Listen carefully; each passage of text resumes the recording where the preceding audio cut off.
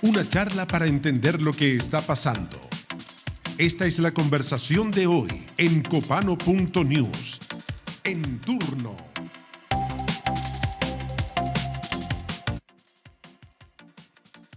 El mejor newsletter político de Chile.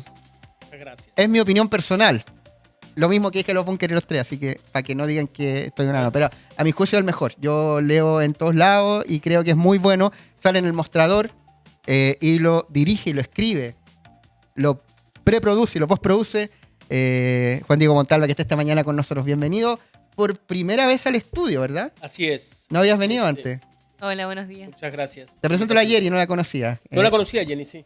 Yeri. Sí, dime Yeri. Más cortito, sí. Geraldine. Un gusto. Oye, bueno, como siempre, tu newsletter es el mejor resumen, porque además de ser un resumen, también es noticioso, tiene reporteo y siempre sacas información al respecto. El último, el del 25 de mayo, se llama La bomba de las licencias médicas. ¿Qué nivel de escándalo de 1 a 10 te parece esto, pensando que hemos tenido Procultura, hemos tenido Hermosilla, hemos tenido, bueno, está entre lo mismo, Caso Convenios, Democracia Viva, Procultura, Lencería.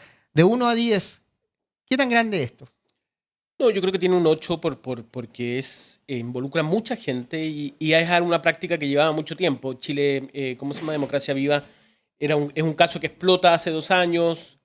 Procultura llevaba tiempo, pero de alguna manera hay elementos distintos a Democracia Viva. Democracia Viva es un proyecto que no tenía oficina, no tenía empleados, y esto lo que termina, Procultura tiene de alguna manera el despliegue, tiene algún tipo de acciones que son palpables, que son reconocibles. Entonces, creo que indudablemente esto, por la cantidad de tiempo que lleva la práctica, y en eso yo quiero hacer una distinción y quiero marcar un punto A, que es el hecho de que fue Dorothy Pérez quien hizo esto. Yo me he preguntado si los antecesores de ella, que son Ramiro Mendoza y Bermúdez, hubieran hecho una cosa así. Y en ese sentido creo que no deja de tener relevancia el hecho de que sea una mujer, fíjate. Creo que para tanto Bermúdez como Mendoza, esto habría sido un tema menor, ¿no? Dentro de una estructura de jerarquías y todo esto habría sido como un detalle, y que el hecho de que una mujer esté a cargo de la Contraloría, de alguna manera explica también cuando empezamos a preocuparnos de detalles que muchas veces no habían sido tomados en cuenta. Este no es el primero que hace Dorothy Pérez.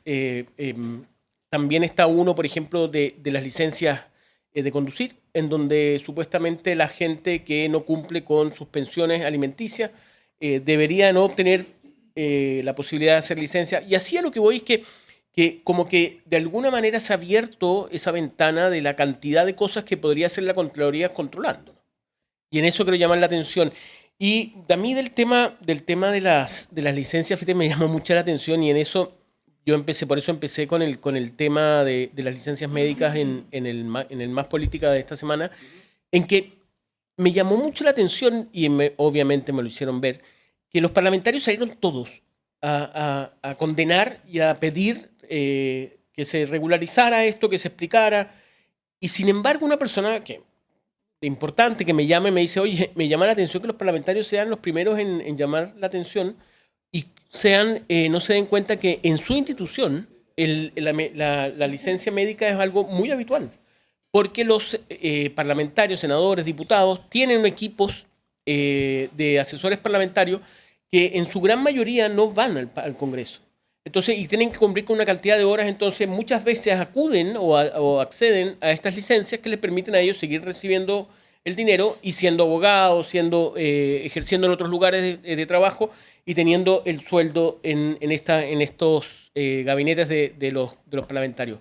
En eso, y debo de reconocer de que, a pesar de que yo traté de hablar con Osandón ese día, que antes de publicar todo esto no pude hablar, pero después rápidamente, y hoy día estaba escuchando la radio, que nuevamente hace un llamado y solicita, ¿no? Y dice que que está en proceso la lista de la cantidad de funcionarios del Congreso Nacional que van a ¿cómo se llama?, que han caído en esta infracción, no sé si o delito, tal vez.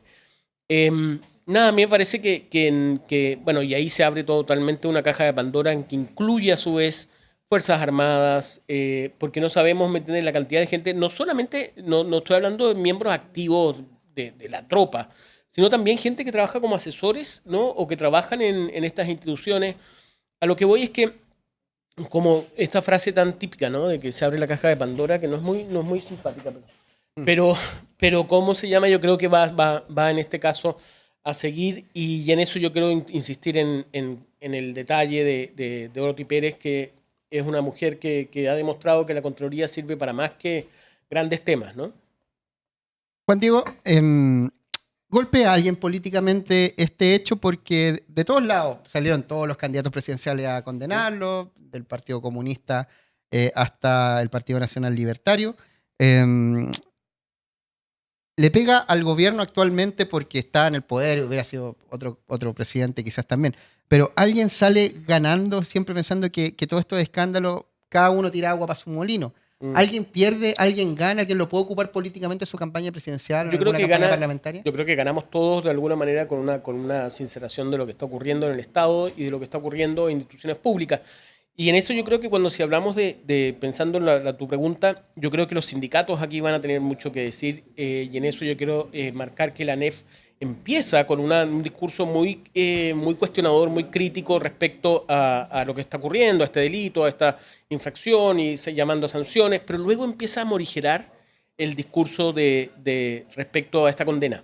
Y en eso yo creo que los sindicatos van a tener una dura tarea, van a tener un elemento del cual reflexionar, y que va a sacar de alguna manera conclusiones respecto al rol del sindicato.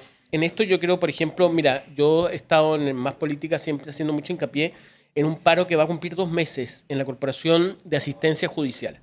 La Corporación de Asistencia Judicial, valga su redundancia, asiste a gente sin recursos para poder llevar juicios que son juicios muy complicados, juicios de familia, juicios de abuso, juicios de penas, ¿cómo se llama?, de pensiones alimenticias, juicios civiles en términos de... Entonces, y llevan 2 meses en paro. La pregunta es, ¿me entiendes?, ¿por qué no se ha logrado, de alguna manera, por qué no se llega a acuerdo? ¿Por qué? Ya me llama la atención, hay que tomar en cuenta que los funcionarios del Estado no tienen derecho a paro, ¿eh? Entonces, estas son movilizaciones que de alguna manera están infringiendo la ley y que deberían de tener alguna consecuencia en las personas que la están aplicando. Y ahí, nuevamente, ¿no?, cuando hablamos de los funcionarios del Estado y aparece este caso, uno dice, bueno, ¿y quién regula a estos funcionarios de la Corporación de Asistencia Judicial? ¿Dónde está la persona, la Fiscalía, o sea, la Contraloría? ¿Cuál es la decisión, cuál es la opinión de ellos respecto a una cantidad de funcionarios que asisten justamente a gente con pocos recursos en defensas legales para que respondan sobre estos 2 meses de ausencia de sus lugares de trabajo? Yo creo que es bastante grave, y en eso nos colocan nuevamente, y insisto, en el tema de los sindicatos, y que hagan una reflexión respecto a estas situaciones y si realmente defienden o no. Hoy día estaba viendo asistentes educativos, un memorándum o una circular en donde señalaba también marcaba un punto respecto a que había que tener ojo, que esto no se podía hacer una fiscalización así nomás. Entonces, creo que van a salir al pizarrón toda esta cantidad de organizaciones, porque no son sindicatos, organizaciones de profesionales, de personas que trabajan en el Estado, ¿no? Juan Diego, pasando a otro tema, te quiero preguntar lo siguiente respecto a la carrera presidencial. En la última edición del newsletter habló del exagerado optimismo de Kast, quien alcanzó a Matei en el primer lugar de las encuestas. ¿Qué pasa en la derecha y en la carrera presidencial sobre todo esto? No, mi análisis ahí, bueno, primero a mí hay 2 cosas que me llaman la atención. Bueno, tú me estás preguntando sobre la derecha.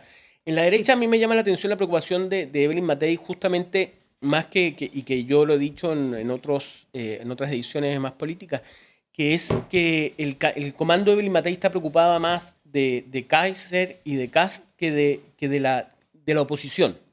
O sea, del oficialismo, ¿no? Ellos son oposición, el oficialismo, que yo pensaba que eran todo lo que está discutiendo en la primaria, podría ser un buen motivo para empezar a enfrentarse respecto al posible candidato que va a enfrentar en el futuro. Pues no. Matei está muy preocupada de lo que ocurre dentro de la derecha. Yo creo que la competencia dentro de la derecha está muy dura, está muy fuerte. Hay un evidente movimiento del péndulo hacia la derecha en el país. Como me dijo un ministro de gobierno, me decía, mira, nosotros cuando llegamos al gobierno era indudable que había una necesidad de acoger de la gente, de afecto,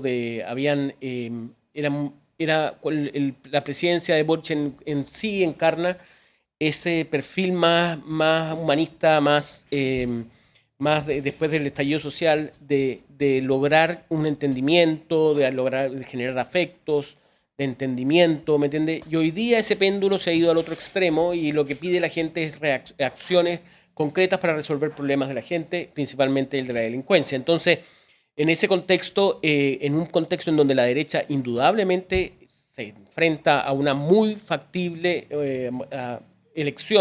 triunfo en las elecciones presidenciales, la disputa se ha colocado en la derecha. Y en ese contexto es cuando yo escucho muchas críticas respecto a Matei de parte de Kaiser y de Johannes, de Kaiser y de Kast, respecto a que es un despelote el comando de la Matei, que cómo salen 30 o 40 economistas, ¿me entiendes?, presentándose, porque la verdad que cuál es el economista que manda acá. Después hay muchas críticas respecto a que ellos representan el piñerismo, ellos no son el piñerismo. ¿Cuál es el problema de ser el piñerismo? Obviamente dentro del comando me dicen, bueno, pero el piñerismo es el que hizo crecer este país, el piñerismo es el que hizo la campaña de vacunación, el piñerismo es el que reconstruyó Chile.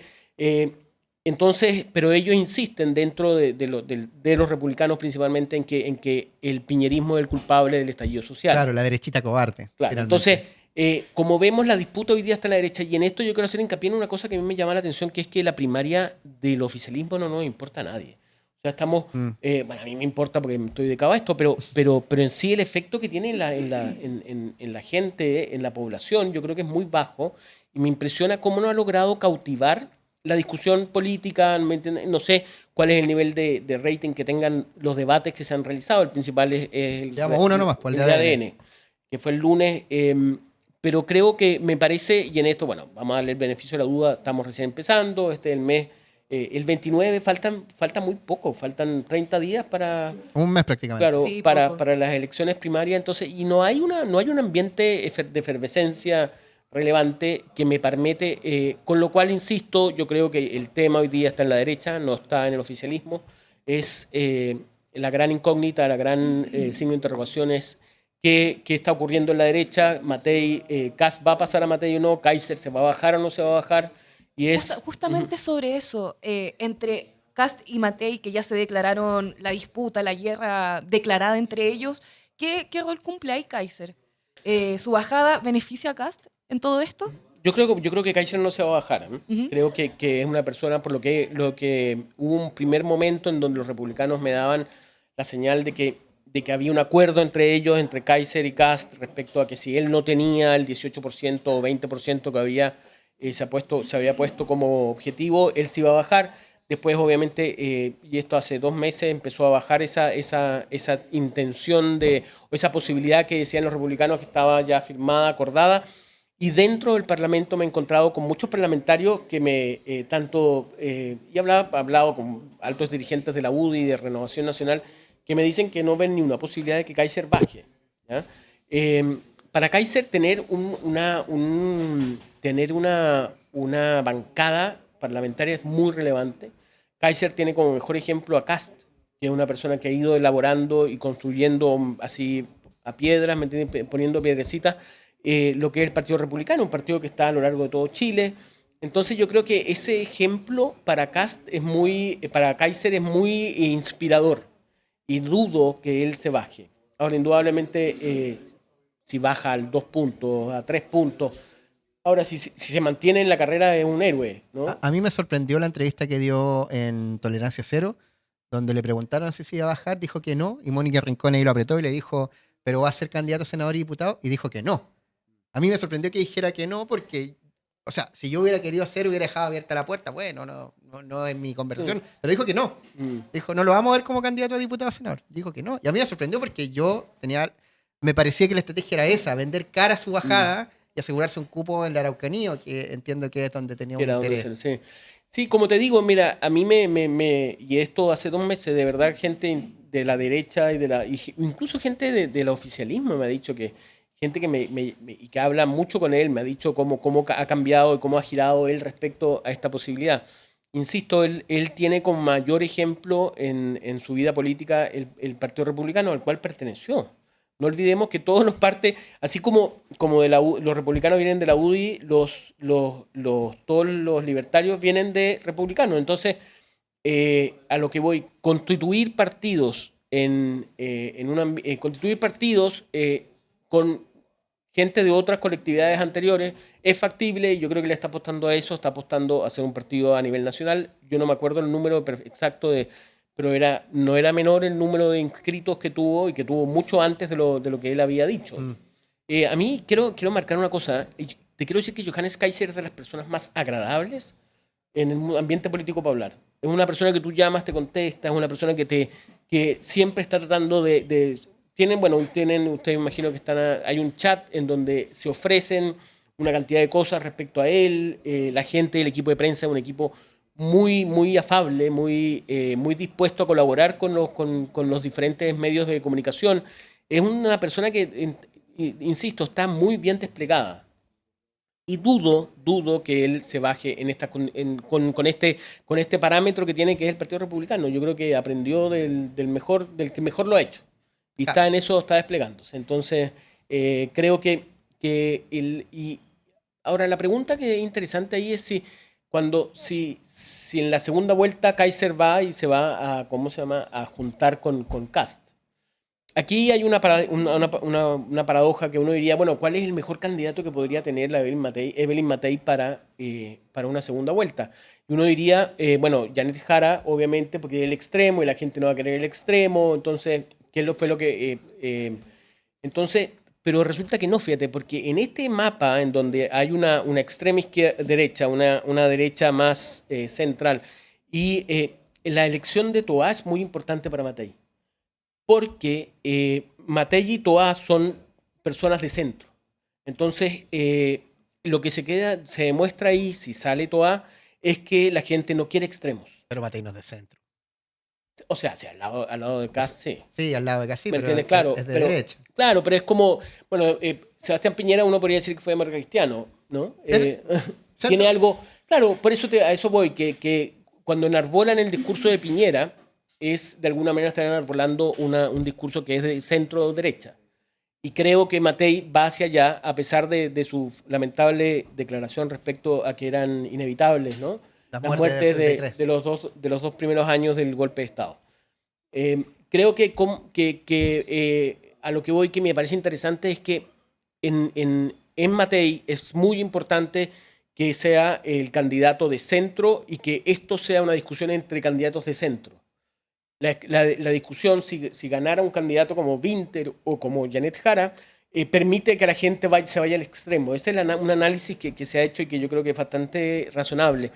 La gente, cuando frente a un Janet Jara va a votar por Kaiser o va a votar por Kast en vez de Matei, te habla de una orientación de la población que es distinta a la que uno podría decir que esperan, que buscan el centro, que es lo que se ha mostrado, si lo vemos bien, en las elecciones de los proyectos constitucionales. Entiendo, pero en esta declarada guerra que tiene Matei con Kast, donde, claro, les critican mucho el número de economistas que tienen, que se aferran tanto al piñerismo, que ellos lo ven como una corriente fracasada porque no fue capaz de evitar el estallido social.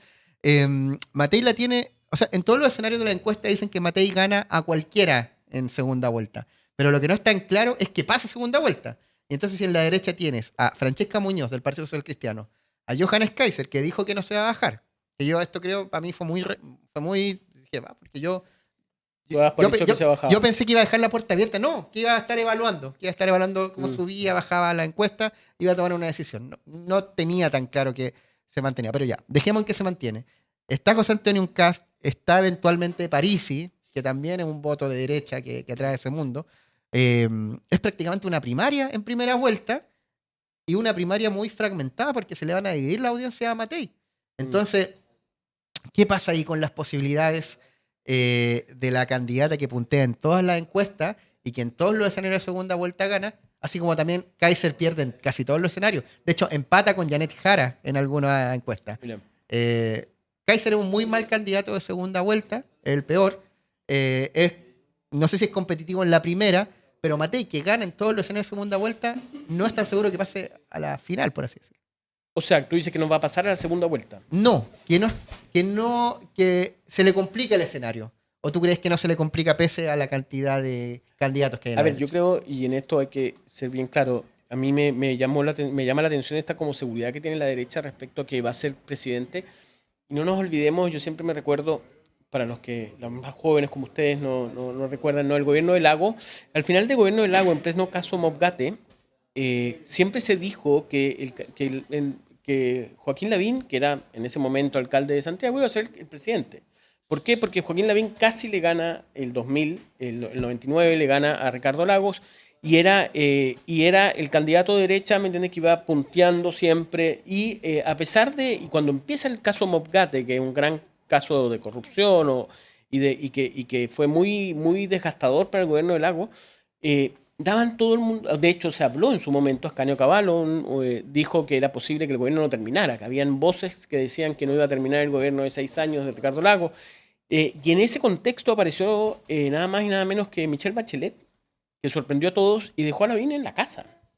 Y en eso yo creo que la derecha tiene que tener mucho cuidado respecto a dar como esto una carrera ganada. Evidentemente, aquí hay dos escenarios que son complicados. Uno, que pase Kast y Matei, ¿no? Que sería, ¿me entiendes? Para el oficialismo sería brutal.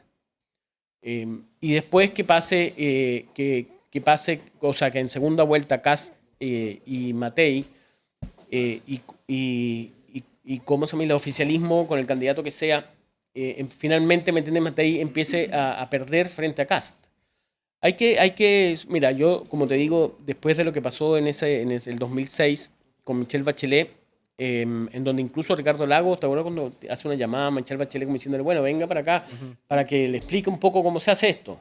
En donde, de una manera muy apatronada, miró a Bachelet como un personaje menor dentro de la política y terminó siendo presidenta 2 veces. No hay que cerrarse a nuevos escenarios. Yo creo que esto es una presidencial que está abierta, faltan 6 meses. Pueden pasar muchas cosas y no descarto que, como dices tú, tal vez Matei se empiece a desinflar frente a un Kast. Yo y en ese sentido, indudablemente, si me pones a Matei y Kast, me parece que el triunfo de Kast sería romper de alguna manera lo que ha ocurrido en las últimas elecciones, en donde la gente se dio hacia el centro, sería la demostración de que ya el péndulo se fue al extremo, ¿no? Lo que pasó tanto en la convención, en la Asamblea Constituyente, como en el Congreso Constitucional, el Consejo Constitucional, te hablaban de que la gente optaba por proyectos más, no estaba con proyectos extremos. El primero de la Asamblea Constituyente, el segundo del Partido Republicano. Y sería una sorpresa para mí que la gente terminara votando por un Kast en la eventualidad de que pasara a la segunda vuelta Matei y no sé, Carolina Toa o no sé. Pero ese es otro punto. ¿A ustedes quiénes piensan que va a ganar en la oficialista, en la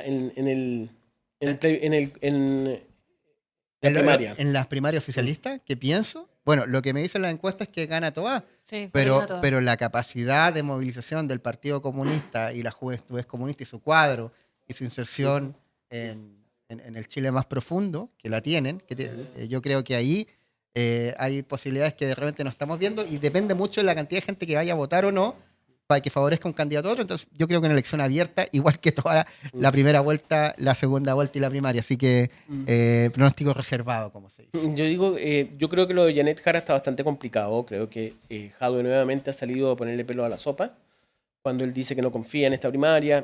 Creo que Jadwe está en una tarea pero titánica por reducir drásticamente la votación de Janet Jara, para terminar después él diciendo que es el mejor candidato que puede tener el Partido Comunista, que tiene mucho, que él sacó 700.000 votos, sacó 1.000.000, si no me equivoco, 1.200.000, sacó 1.100.000 y tanto, sacó Boric, y él puede seguir diciendo que, y es lo que está diciendo, y lo ha dicho bastante directamente respecto a que la votación que va a tener Janet Jara va a ser menor, y ergo puedo decir de que yo soy mucho mejor candidato que Janet Jara.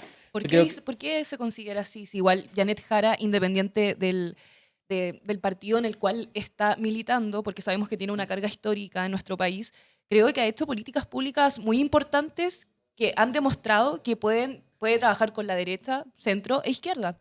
Es una mujer muy competente, personalmente considero. Bueno, yo no voy a analizar la competencia de Jara, porque son todos candidatos, espero, competentes, algunos no tanto, pero creo que a mí lo que me llama la atención es cómo el Partido Comunista, o sea, cómo Jadwe nuevamente aparece generando esta fractura en un partido que antes era monolítico, ¿no? Y que era un partido bastante previsible en su estructura y en sus decisiones. Creo que Jadwe no le interesa que le vaya bien a Jara y lo ha demostrado en sus declaraciones. Y eso ya es un problema del Partido Comunista, ¿no? Un problema de cuestionamiento a la ex ministra de Trabajo. Claro, pero la ministra Jara es más que el Partido Comunista. Sí. Es más que el Partido Comunista, algunos han hablado que es la nueva Bachelet.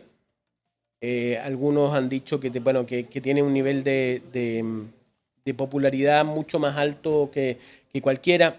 Como te digo, pero yo creo que como cuando tú me hablas de que el Partido Comunista tiene el valor de poder llegar a sectores que se movilizan o movilizar sectores que por general no se movilizan, yo creo que Jadwe le está haciendo un buen favor a la ex ministra Jara. Creo que él está realmente trabajando seriamente para que ella no logre la votación, una buena votación, y él quede como el líder del Partido Comunista. Esperemos que no sea así. Es una elección con pronóstico reservado, como dijimos, tanto en la primaria como en la primera vuelta y como el balotaje eventual. No, ¿qué eventual? Va a haber balotaje, sí o sí. Juan Diego Montalva, Más Política, todos los domingos está ahí. No, los sábados llegan los suscriptores y los domingos se publica en la página del Los domingos, sí, que lo leo en la página, estoy suscrito, pero se me ve en el spam y yo reviso el domingo toda la prensa. El sábado me lo doy de descanso un poco para desconectarme. Juan Diego, muchas gracias por venir y traernos el análisis esta mañana acá a turno. Gracias a ustedes por la invitación.